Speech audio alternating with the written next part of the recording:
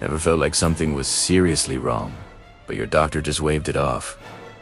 You're not just being paranoid. Let's talk about a silent epidemic happening right now, inside the very places we trust with our lives. Hospitals. We think of them as safe havens, but the reality can be much darker. Every year, millions of people suffer or even die, not from their illness, but from a simple, devastating mistake. Misdiagnosis. It's when a doctor misses the signs, misreads the tests, or just doesn't listen. Think about it. A raging infection dismissed as a common cold, a stroke mistaken for a migraine, or a growing tumor brushed off as just stress. These aren't just hypotheticals.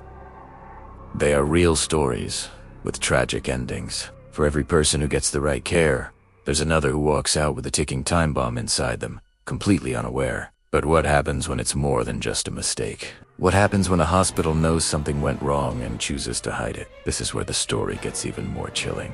It's the world of medical cover-up. To protect a hospital's reputation or a doctor's career, crucial information gets buried. Patient charts can be altered, test results can conveniently disappear, and grieving families are often told a story that's far from the truth. Internal reviews become a formality, designed not to find the truth, but to conceal it.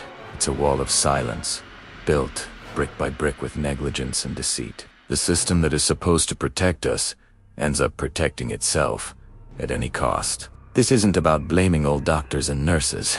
So many are heroes. This is about a systemic problem where accountability is often missing. We've all heard the horror stories that occasionally make it to the neurosurgeon operating on the wrong limb, a patient given a fatal dose of the wrong medication. But these are just the tip of the iceberg. For every scandal that comes to light, how many more are swept under the rug? Whistleblowers. The brave nurses or doctors who try to speak up are often silenced, their careers threatened, and their warnings ignored. This culture of fear means that mistakes are doomed to be repeated. The same errors that costs one person their life could easily claim another, and another, because no one was brave enough, or save Inug.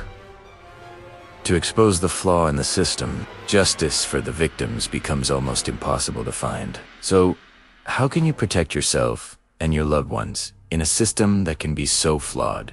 It starts with empowerment. You have to become your own best advocate. Don't be afraid to ask questions. If a diagnosis doesn't feel right, say so. Ask about alternative possibilities.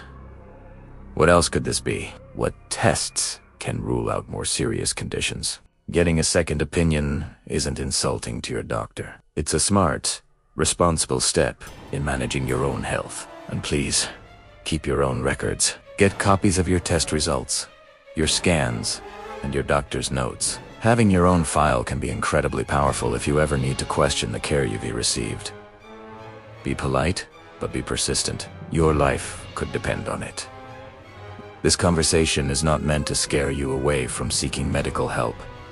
It's to arm you with knowledge. Hospitals save countless lives every single day, thanks to brilliant and dedicated professionals. But no system is perfect, and the stakes in healthcare are literally life and death. We need more transparency, better systems for reporting errors without fear of retaliation, and a culture that prioritizes patient safety above reputation. By talking about this, we can start to push for that change. Share your own experiences in the comments below.